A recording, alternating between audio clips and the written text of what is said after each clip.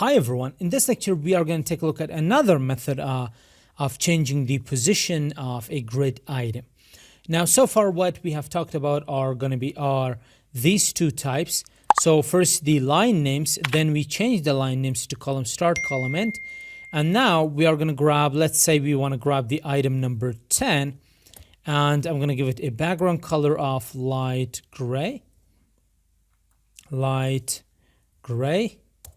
Save that. Let's come in here. So here is the light gray, let's just another color, maybe light slate gray. Yeah, that is the color. There we go. So here is item number 10. Let's say we want to change it to where item number 15 is located.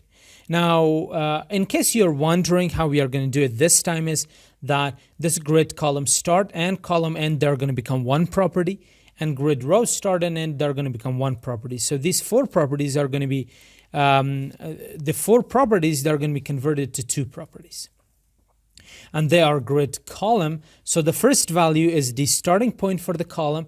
Where is the starting point? It is column number 1. So I'm going to say call-start 1 / and then the ending point for that column. It is column end. Column is the same column, which is column number 1. Now, where are these names coming from? They're coming from here that we have specified for them. Let's go to row as well, and let's take a look at them at the same time. So I'm going to say row start, which row it is. Let's count it. So it is 1, 2, 3, 4, and 5. So it's going to be row number 4, actually, one of the rows that was created. So let's just comment these ones out so we can understand better. So 1, 2, 3, and 4. So that's row number 4. Okay, and so it is row start 4 and then row end 4. And when I save it, item number 10 has moved in the place where in the location of item number 15. Was it? Yeah, 15. Now, if you are a beginner, it is recommended to use these two properties because they are shorter than writing 4 lines of code. But if you're an intermediate or an advanced developer looking to brush up on your knowledge, it is recommended to use the grid area, which we have talked about, right? In the grid template areas.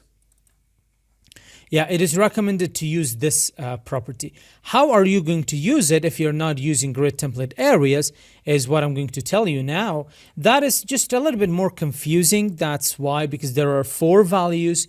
One is grid row start, the other one is column start, then row end, then column end. It tends to confuse beginners.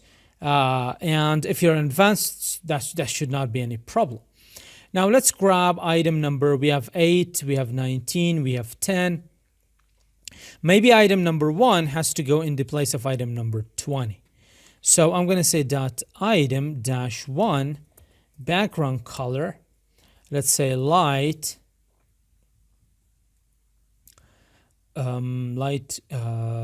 sky blue. There we go. So this is light sky blue. Where do we want it to go? This is column 5 and this is going to be row 4. So let's go here. I'm going to say grid area. And so the first value is going to be grid row start. So I'm going to say row dash start. It is the row number 4, the start of the row number 4. That's what I'm going to put in there. And then it's going to be column start. So I'm going to say column dash start, the start of the 5th column. And it is going to be row. Then we are going to have row end. So row dash provide a space there just for better readability purposes.